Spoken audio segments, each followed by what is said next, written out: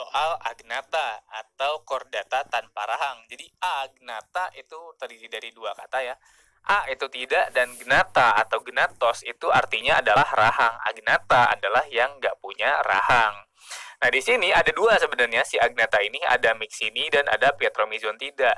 Nah bedanya dengan yang sebelumnya kita bahas si yang dua bagian sini ya.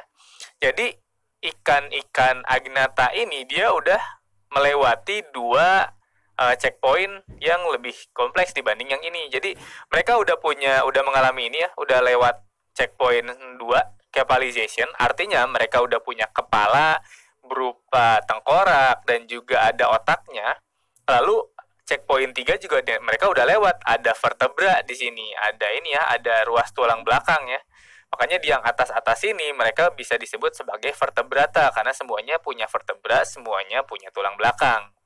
Nah, jadi agnata itu dia ada dua, ada petromizontida, ada mixini. Nah, ini emang hewannya bentuknya kayak gimana gitu? Ini maksudnya apa nih? Ada yang panjang, ada yang menggeliat-geliat gini. Oke, ini sekedar tahu aja untuk posisi agnata, dia ada di sini, udah melewati dua checkpoint dibandingkan yang ini. Lalu ini bakal saya kecilin, saya bakal munculin gambarnya ya untuk si mixini dulu deh. Jadi ini kecilin dulu. Nah, ini adalah hagfish ya atau mixini. Ini bentuknya mirip kayak lele, mirip kayak belut, tapi mereka bukan belut ataupun lele lah. Ini hagfish ya. Dia nggak punya rahang. Kalau lele dan belut itu dia udah punya rahang. Nah, si hagfish ini dia nggak punya rahang, jadi makanya dia nyedot-nyedot gitu. Dia nempel berupa parasit biasanya. Jadi poin pentingnya adalah dia udah melewati checkpoint 2, yaitu capitalization. Artinya si hagfish ini dia udah punya capitalization, kepalo, atau udah punya kepala ya, berupa ini, udah punya otak ditambah dengan tengkorak atau kranium. Pentingnya si otak dan kranium itu apa? Nah, keduanya itu memungkinkan kalau misalnya kita punya otak dan kita juga otaknya terlindungi oleh si tengkorak, tempurung tengkorak ini, dia memungkinkan perilaku yang kompleks dan juga pergerakannya juga ya lebih rumit lagi ya, lebih kompleks lagi.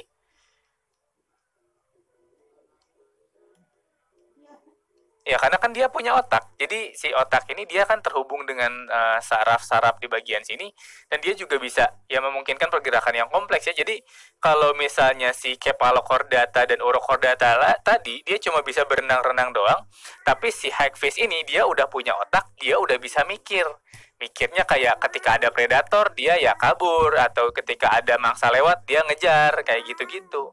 Beda kayak si cephalochordata dan urochordata tadi yang cuma jadi kalau misalnya ada air, dia nyedot air, terus diserap, disaring, buang air, kayak gitu doang. Sederhana banget kan? Ada air lewat, disedot, buang air, kayak gitu. Tapi si hagfish ini dia udah bisa ngejar mangsanya.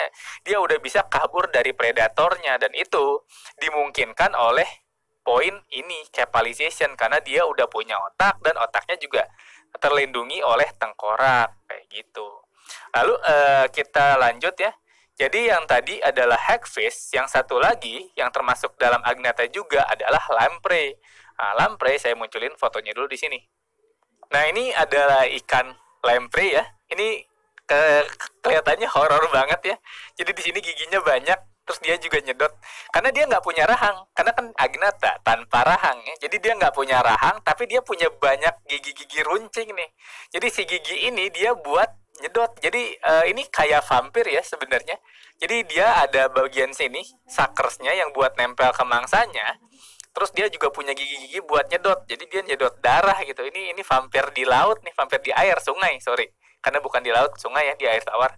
Jadi si lamprey ini ikan vampir. Jadi kalau misalnya penasaran, ntar cari aja deh si lamprey itu gimana caranya dia nyedot atau apa mencerna, bukan mencerna, apa berburu mangsanya ya, buruannya. Nah di sini poin pentingnya adalah si lamprey atau petromizontida nama latinnya itu dia udah punya vertebra, dia udah melewati checkpoint 3 yaitu vertebra atau tulang belakang gitu. Nah si vertebra ini fungsinya buat apa? Emang tulang belakang itu penting gitu? Penting banget. Jadi tulang belakang itu fungsinya ada dua. Jadi mungkin saya gambar dulu di sini ya. Jadi ini saya punya dua makhluk.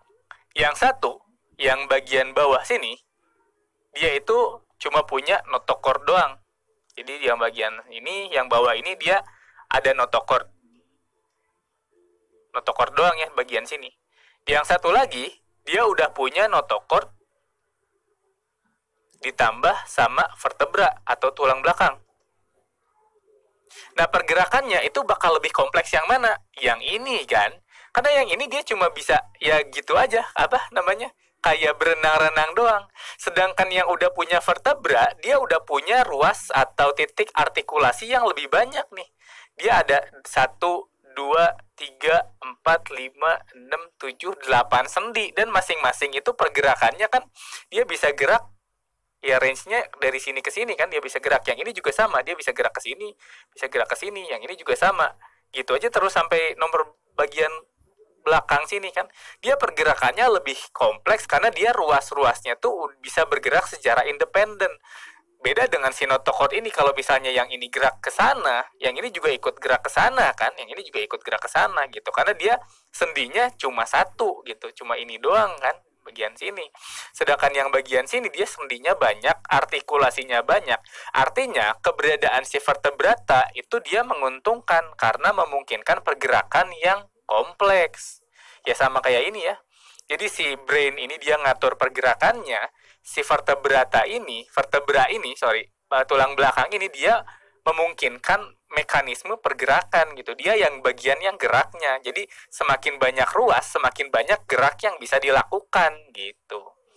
Jadi di sini saya tulis gerak itu lebih variatif.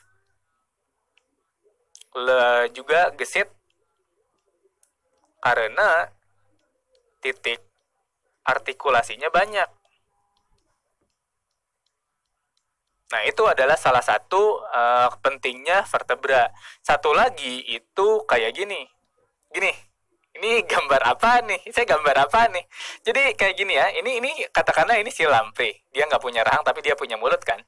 Nah, terus dia juga punya vertebra. Nah, si vertebra ini dia fungsinya melindungi dua hal. Satu adalah notochordnya. Yang dua, dia juga melindungi si ininya ya, si sarafnya atau saraf dorsalnya bagian sini. Otak dan juga ini ya, dan juga tengkorak dia terhubung dengan tulang belakang. Si tulang belakang itu melindungi notochord, juga melindungi sistem saraf. Artinya dia sistem sarafnya itu lebih aman ya. Jadi si central nervous systemnya atau sistem sarafnya terlindungi. Oleh apa? Oleh si vertebra, oleh tulang belakang ya. Nah, itu pentingnya dari si vertebra. Pertama, dia menyediakan sendi yang membuat titik artikulasinya banyak, geraknya bisa jadi lebih gesit, lebih variatif. Dan satu lagi, dia juga menyediakan proteksi atau perlindungan bagi si notochorda dan sumsum tulang belakang, dan juga otak di sini ya. Oke, jadi itu ya soal agnata. Pertama tadi ada si hagfish. Hagfish ini dia udah punya otak, udah punya kranium atau tengkorak yang memungkinkan adanya koordinasi gerakan. Jadi gerakannya lebih kompleks, dia udah bisa mikir. Nah, sedangkan si lamprey dia lebih advance lagi karena dia udah punya tulang belakang. Tulang belakang itu memungkinkan geraknya lebih variatif, macam-macam, banyak titik artikulasi. Di sini bisa gerak beda dengan di sini. Dan juga si tulang belakang tadi dia melindungi ini ya CNS atau jaringan saraf gitu. Jadi di sini dia udah jaringan saraf yang kompleks, di sini jaringan saraf kompleks itu dia dilindungi lagi oleh ruas tulang belakang. Oke, segitu soal agnata. Selanjutnya kita bakal bahas soal hewan yang lebih kompleks lagi dari ini.